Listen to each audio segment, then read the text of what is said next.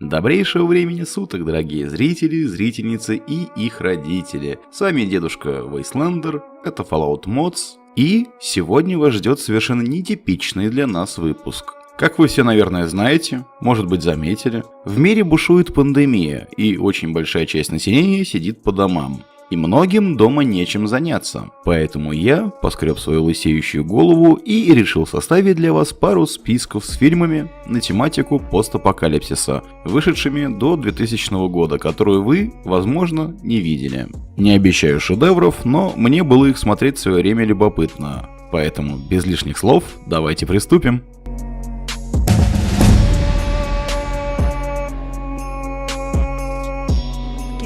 Мне нужно вернуться в Атланту. Там находится группа врачей, последние выжившие. И наш топ-10 откроет фильм «Киборг» 1989 года с Жан-Клодом Ван Даммом в главной роли. Не сказать, чтобы я был его сильным фанатом, я про фильм и Ван Дамма, но картина смотрибельна. В фильме нас встретит постапокалиптическая Америка 21 века. По сути, это роуд-муви, в котором Ван Дамм сопровождает кибертетю в надежде на создание лекарства от новой чумы. Почему же стоит посмотреть этот фильм? Отличный главзлодей и его прихвостни, абсолютно отлетевшие персонажи, за действиями которых весьма весело наблюдать. Также при создании этой картины очень постарались художники-гримеры. Ну и под сам фильм подобран действительно неплохой саундтрек. Рекомендую к просмотру всем, кому скучновато по вечерам. Посмотреть на молодого Ван Дамма никогда не поздно.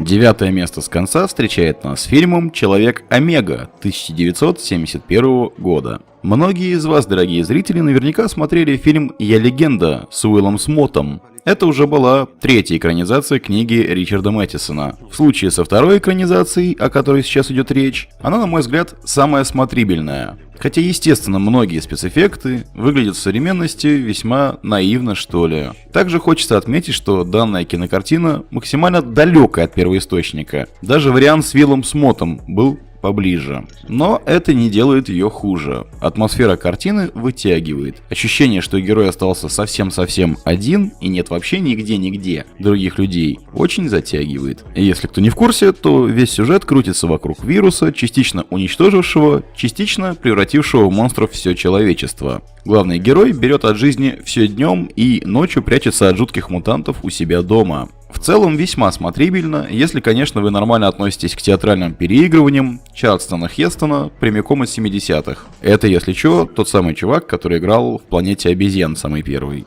Семья.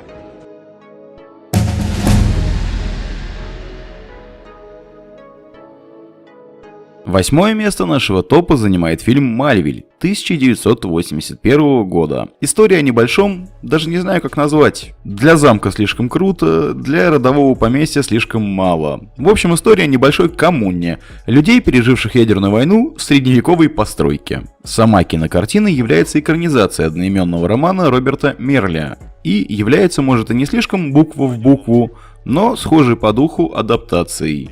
В фильме маленькое общество борется сначала с голодом, потом с малым количеством женского пола, а затем и со свихнувшимся клерком и его последователями.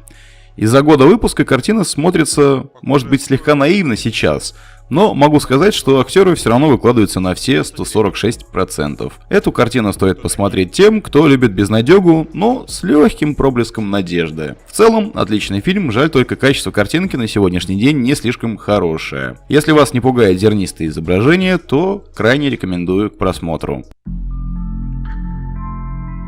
Людей осталось крайне мало, но я не могу позволить тебе жить. От тебя происходят все наши несчастья.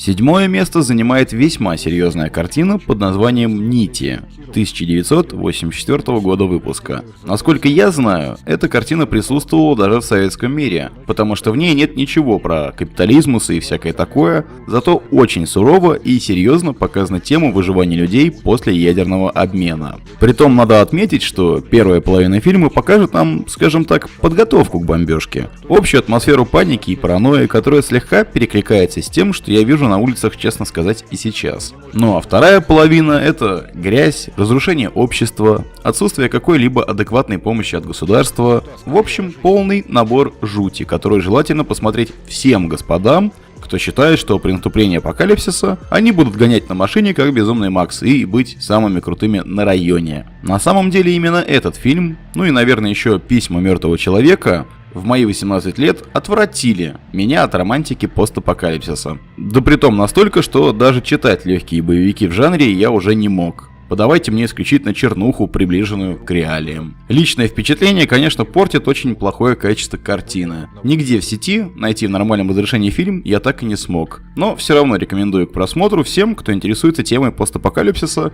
и выживания после этого апокалипсиса обычного человека, а не Супермена.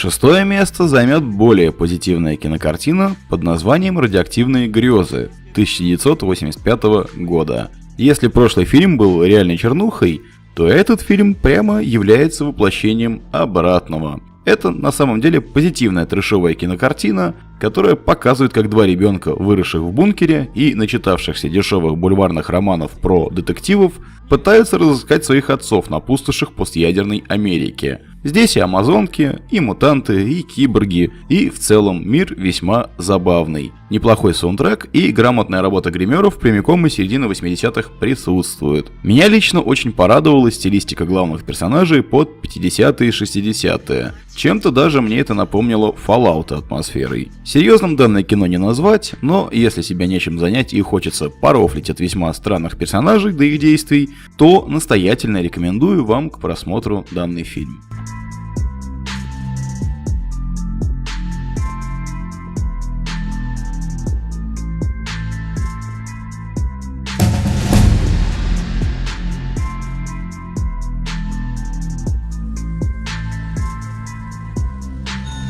Пятое место нашего сегодняшнего рейтинга взял фильм «Черри 2000». Правда, год выпуска не 2000, а 1987.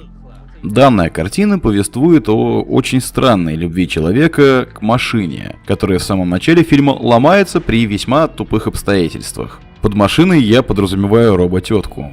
И в итоге мужчина ради своей любимой робо-женщины готов практически на все. Даже бросить свой привычный образ жизни в безопасной зоне, чтобы отправиться вместе с проводником, кстати, реальной женщиной, за запчастями для своей, по сути, секс-куклы. Что могу хорошего сказать про кино? Очень много локаций, и все разные. Все персонажи тоже разные. Некоторые вещи, конечно, смотрятся слишком странными, на мой взгляд, но в целом картина, как видеорядом, так и музыкой, да и самой атмосферой, вполне себе задает жару. Эдакое очередное род-муви с легкой ноткой размышлений главного героя на тему «Что лучше, Роберты или люди?». Пересмотрел этот фильм как раз перед съемкой данного обзора и, в принципе, могу порекомендовать всем. Даже если будет скучновато, вам что сейчас, есть чем заняться, кроме работы и лежания?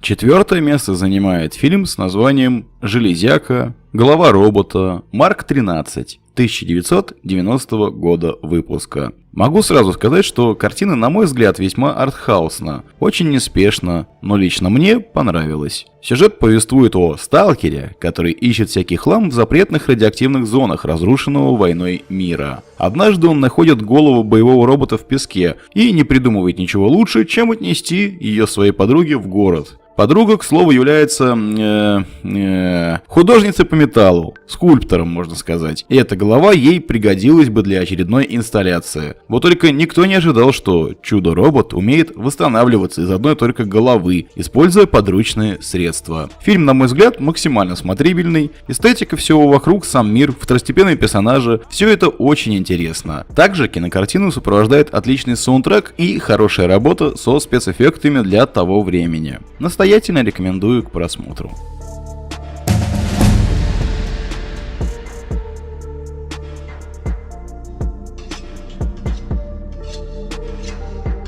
Третье место нашего топа занимает уже чистой воды артхаус, деликатесы или мясная лавка 1991 года выпуска. Что можно сказать о данной картине хорошего? Присутствует весьма любопытная манера съемки, некоторая камерность. Также отлично играют актеры. В самом фильме толком не объяснено, что случилось с миром и как он докатился до состояния, в котором находится. Главный герой просто проездом оказывается в мясной лавке, в которой откуда-то всегда есть свежее мясо, которое, естественно, все нахваливают. Ну, думаю, дальше вы понимаете, что будет, поэтому спойлерить сюжетец не буду. В целом картина и сейчас смотрится неплохо. Музыкальное сопровождение странное, но не выбивается. В музыке присутствует весьма странная love story, но это вы сможете увидеть сами. Рекомендую к просмотру, если хотите задумчивого и странного, но отчасти смешного трешака.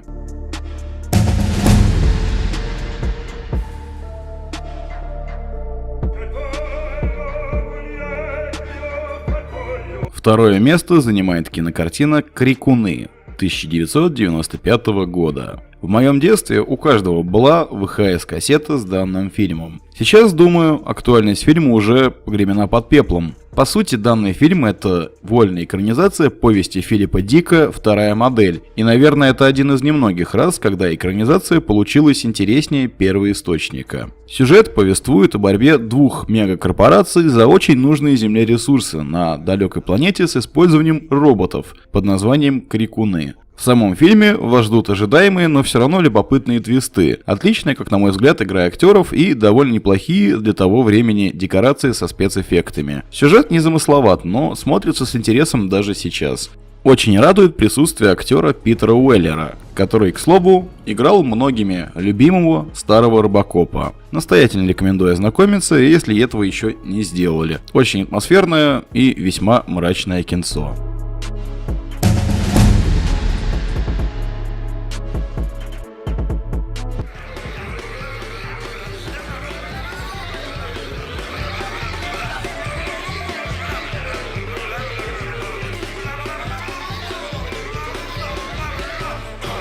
Ну и первое место сегодня у нас займет один из лучших трэшовых фильмов по теме, как на мой взгляд, под названием «Шестиструнный самурай» 1998 года. Сюжетец, конечно, простой, но очень необычный. После войны в конце 50-х мир находился на грани коллапса. Пустоши потихоньку захватывали жизненное пространство, когда пришел король, он же Элвис Пресли, и устроил рай на земле в городе Нью-Вегас. Но так уж случилось, что король не вечен, и теперь Вегасу нужен новый король. В город со всех концов абсолютно безумных пустошей стекаются рок-музыканты ему на замену. Всему этому пытается помешать сама смерть, которая считает, что хэви-метал круче рока. В фильме присутствует отличнейший саундтрек группы «Красные Элвисы» и очень много разных забавных ситуаций, не считая довольно неплохих для своего крошечного бюджета кадров, где главный герой раздает вражинам на орехи. Могу также отметить, что сам фильм по сути трэш и стёб над всеми другими постапокалиптическими картинами того времени, отчего смотрится еще забавнее. Ну и да, в картине даже есть советские оккупанты, чьи разговоры и субтитры к ним весьма смешно друг в друга не попадают. Настоятельно рекомендую к просмотру этот фильм. И даже если вам не сразу зайдет, пересильте себя и попробуйте словить ту дозу лузов, что я ловлю каждый раз, пересматривая данный фильм.